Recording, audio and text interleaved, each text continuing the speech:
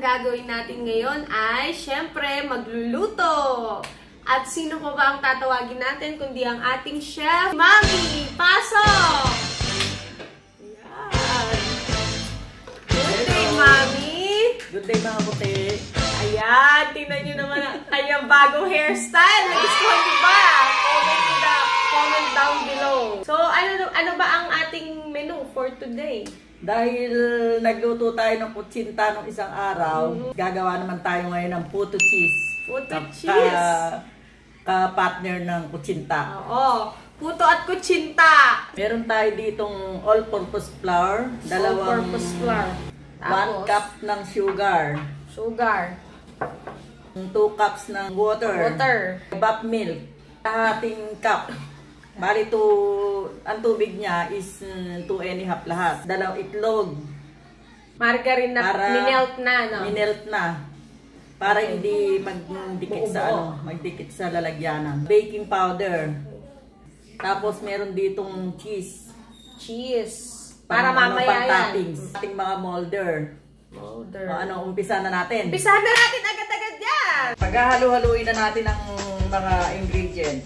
Unahin natin ang all-purpose flour. Class A dapat. Oo, Class A. Note mo. Tapos, asukal.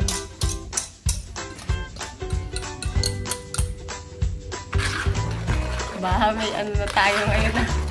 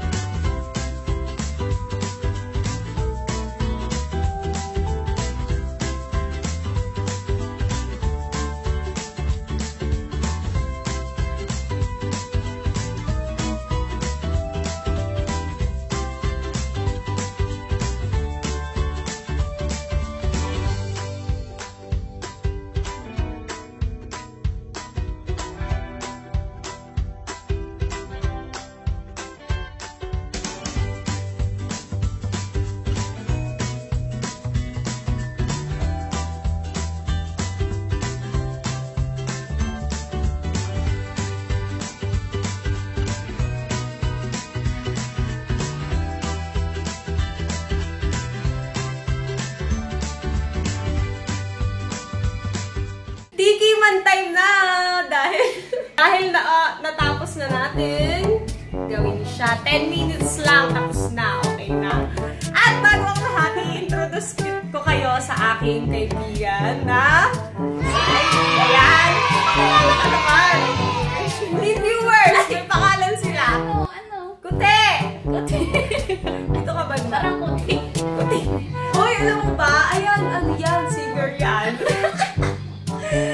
Kantahan mo muna daw sila. Akala ko tigil mo dito. Takip silid. Ayan. Ayan niyo po yan sa himig handog. Lagyan. Pinasa ko yun Sa himig handog. Ayan, pag kami nakita kayo pangalan, alam niyo na pangalan niya. Kaya di pa upload ko yan. Oo, may YouTube channel din siya. Ayan, like and subscribe din yan. And sa SoundCloud, ano pangalan mo? Laylin Ivy Ocampo. Ayan. So, patatagalin pa ba natin to? Tingnan na natin kung masarap or hindi. Ayan. Mukha naman siyang okay. Mainit-init po. Depende kasi daw sa all-purpose cream. Ay, sa all-purpose flour na ginamit. So, yung alsa. mainit pa.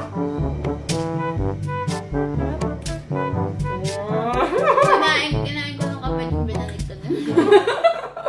Ganun talaga. Impromptu lang po itong guest ko na to. Rate 1 to 10. Sa mga puto. Ano? Yan. May room for improvement.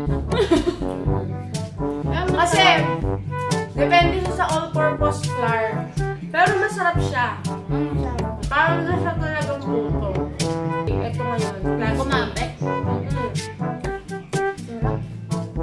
Kaya mas okay na siya. So, ayan. Kung gusto nyo, sundin nyo lang yung procedure at kung tinatamad kayong gumawa, ayan, kontakin nyo kami. Bumili na kayo, masarap. Sarap. Okay. Ivy, okay ba? So, salamat sa'yo, Ivy, sa pagdalaw dito sa aming kitchen.